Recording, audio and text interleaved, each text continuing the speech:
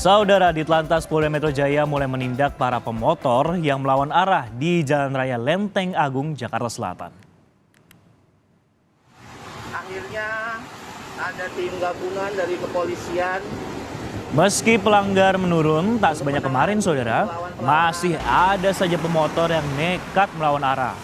Petugas Gakum Ditlantas Polda Metro Jaya pun disiagakan berjaga di Jalan Raya Lenteng Agung, Jakarta Selatan, melakukan penindakan terhadap pengendara yang melawan arah.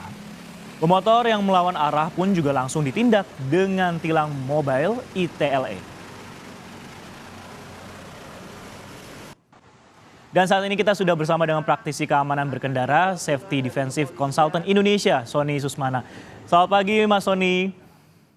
Selamat pagi, apa kabar? Baik, Mas Sony, ini kita langsung saja. Ini sudah viral, akhirnya kemudian polisi melakukan penjagaan dengan mobile ITLE. Perlu nggak sih sebenarnya sanksi pidana untuk pemotor ataupun juga kendaraan yang melawan arah? Ya, menurut saya penegakan hukum ini harus tegas, harus jelas, nggak pandang bulu ya. Orang yang melanggar itu adalah orang yang melawan hukum. Tidak hanya membahayakan diri dia, tapi orang lain. Kalau dia mau membahayakan diri dia tidak melibatkan orang lain, silakan.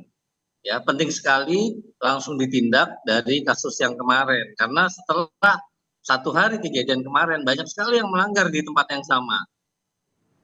Nah, yang teman-teman polisi harus tahu, mereka rata-rata melanggar itu sebelum melanggar melihat dulu ada petugas atau enggak. Kalau nggak ada petugas mereka melanggar, tapi kalau ada petugas yang jaga di situ, berdiri dan sebagainya, pasti mereka akan mengurungkan tindakan-tindakan pelanggaran. Di sini pentingnya pemahaman arti berlalu lintas.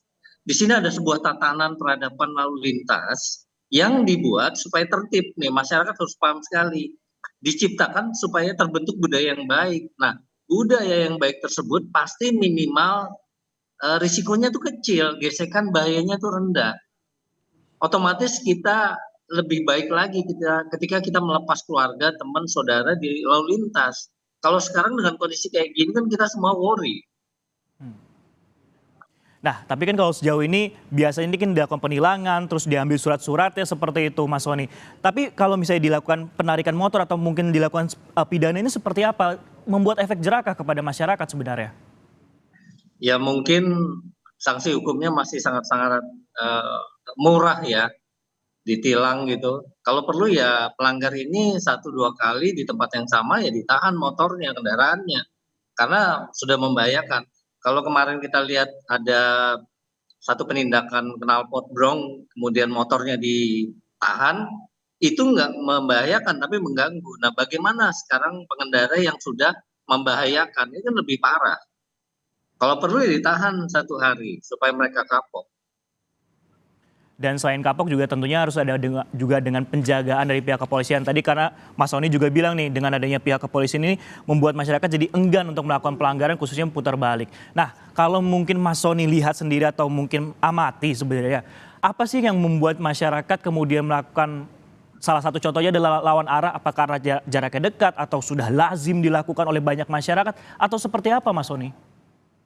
Ya, di sini banyak sekali orang yang berpikir coba untuk melakukan satu pelanggaran dengan pertimbangan mungkin ya jaraknya lebih dekat, kemudian tanggung, kemudian lebih mudah, irit bahan bakar. Ini sebetulnya kan aturan-aturan yang ada di otaknya dia yang tidak sesuai dengan aturan lalu lintas atau keselamatan. Bahwa tadi saya sudah bilang, kondisi lalu lintasnya sudah ditata dengan baik.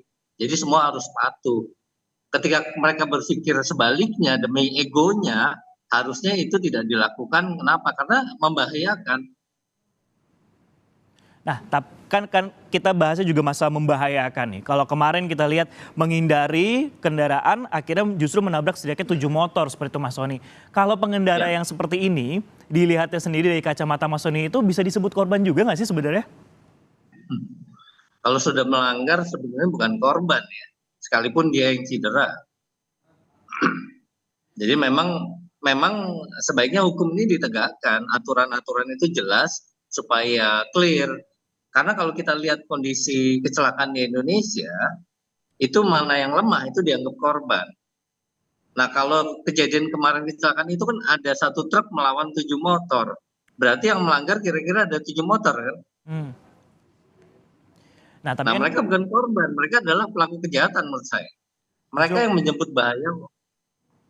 justru malah jadi pelaku kejahatannya. Nah, Mas, tapi kan juga Iya. cukup menarik di sini bahwa ketika ada orang ataupun juga masyarakat yang patut dan juga tertib berlalu lintas ini yang untuk ngasih tahu nih ataupun juga melakukan edukasi lawan arah malah lebih galak kalau ditegur. Nah, kalau secara psikologis ini gimana kita bisa melihat agar masyarakat ini mau untuk ditegur gitu? Ya, ini kembali lagi mungkin cara peneguran ya. Tapi sekali lagi bahwa ketika kita ditegur harusnya kita introspeksi. Masyarakat boleh nggak menegur orang yang melakukan pelanggaran? Boleh selama itu membahayakan, memperingati, menegur untuk mereka berbuat baik. Tetapi kalau memang akan menimbulkan gesekan sebaiknya mundur.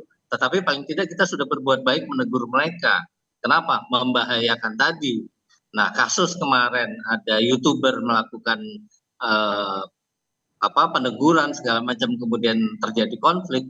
Menurut saya orang yang melanggar itu dan yang mengumpulkan massa sudah tidak punya malu. Berarti juga harus menjaga situasi juga ya antara untuk mengedukasi ataupun juga menegur seperti itu, melihat juga kondisi masyarakatnya seperti apa ya Mas ya. Nah tapi Mas Sony, kalau kita lihat ini untuk penegakan hukumnya sendiri, kalau di Jakarta Selatan aja setidaknya ada 18 titik yang kami baca seperti itu. Nah Ya. sebenarnya perlu razia di lokasi-lokasi lawan arah dilakukan setiap hari jam-jam sibuk atau cukup dengan mobil ETLE saja sebenarnya Mas Sony? Untuk memperbaiki kondisi lalu lintas, kemudian meningkatkan budaya yang tertib, ya, kedepannya memang teman-teman polisi harus melakukan penjagaan secara rutin. Jadi nggak bilang pagi, siang, sore, malam, kalau perlu setiap saat. Dengan begitu, budaya ini menjadi lebih baik karena salah satu budaya ini baik adalah tertib lalu lintas dengan penjagaan. Karena kalau tanpa dijaga, mereka akan balik lagi lewat situ dan melanggar. Berarti ini masih menjadi catatan bahwa masih adanya perlunya peran penting dari pihak kepolisian hadir secara fisik untuk agar masyarakat ini jadi sadar bahwa oh kalau melanggar ini akan kena tilang ataupun juga bisa kena pidana nih. Dan tentunya tadi seperti Mas Sony bilang juga tindak pidana ini juga harus dilakukan agar memberi masyarakat lebih efek jerah. Salah satunya adalah penarikan motor seperti itu ya Mas Sony ya. Betul. Oke baik, Mas Sony terima kasih telah bergabung dengan Sapa Indonesia Pagi terkait masalah kemudian pelanggaran lalu lintas yang akan dilakukan penindakan oleh pihak kepolisian. Terima kasih telah bergabung bersama kami Mas Sony. Terima kasih. Selamat pagi. Selamat pagi.